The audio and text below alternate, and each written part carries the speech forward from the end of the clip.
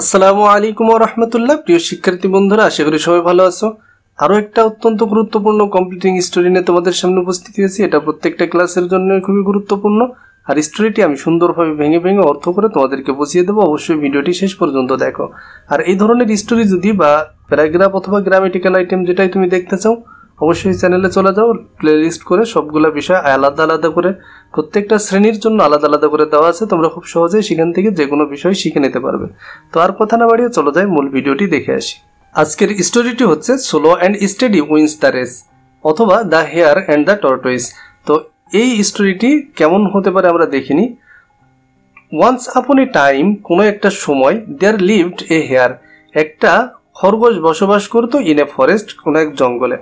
He was always proud, সে সবসময় ছিল গর্বিত, অফ হিজ মোশন, অর্থাৎ তার গতি নিয়ে। হাউএভার এ টর্টয়েস অলসো লিভড দেয়ার, একটা কচ্ছপও সেখানে বসবাস করত। দ্য হেয়ার ইউজ টু টিস, ওই হেয়ার কি করতো, খরগোশটা যেহেতু সে একটু গতিশীল ছিল, সে সবসময় তিরস্কার করতো দ্য টর্টয়েস, ওই কচ্ছপটাকে, ফর ইটস স্লো মোশন, এর ধীর গতির কারণে।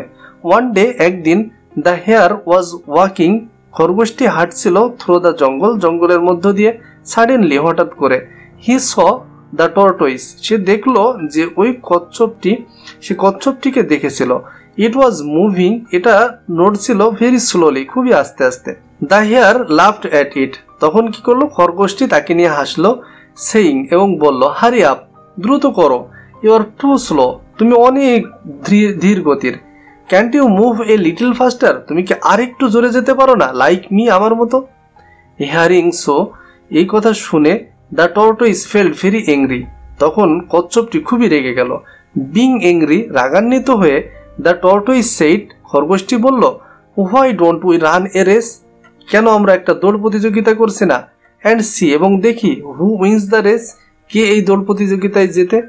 The hare laughed even more, তখন খরগোশটি আরো জোরে হেসে উঠলো। And said, why not, let's start a race, চলো আমরা একটা দৌড় প্রতিযোগিতা করি।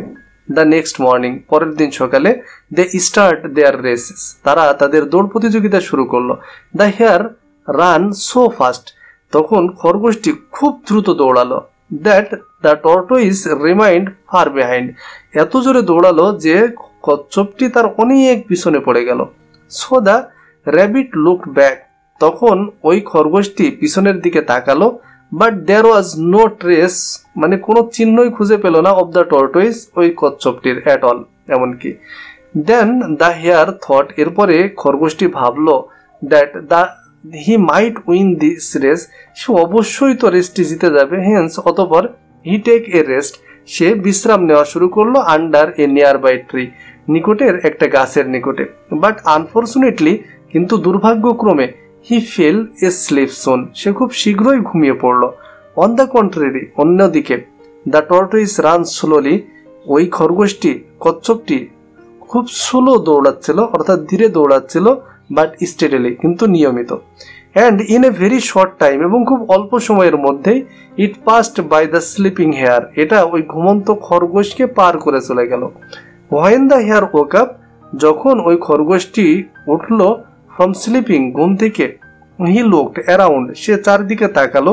অ্যান্ড স ইন সারপ্রাইজ, এবং দেখে খুবই বিস্মিত হলো, দ্যাট, যে, the tortoise was near the finishing line, কচ্ছপটি তখন শেষ সীমানার একেবারেই নিকটে।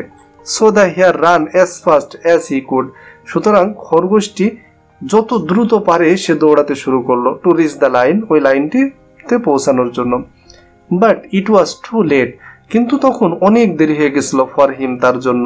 The tortoise had already reached the winning line, তখন কচ্ছপটি ইতিমধ্যেই উইনিং লাইনটায় পৌঁছে গেছে। The tortoise looked back at the hare, তখন কচ্ছপটি খরগোশটির দিকে ফিরে তাকালো। অ্যান্ড সেইড স্মাইলিংলি, এবং হাসতে হাসতে বলল, সি, দেখো, how the slow but steady wins the race, কিভাবে ধীর কিন্তু যদি একনিষ্ঠ হয় তাহলে সে যে কোনো প্রতিযোগিতা জেতে। তো বন্ধুরা, ভিডিওটি যদি ভালো লেগে থাকে তাহলে অবশ্যই তোমরা শেয়ার করবে তোমার বন্ধুদের সাথে, এবং কমেন্টের মাধ্যমে জানাবে এই ধরনের আর কোন ভিডিও তোমাদের প্রয়োজন। দেখা হবে পরবর্তী ভিডিওতে। আসসালামু আলাইকুম।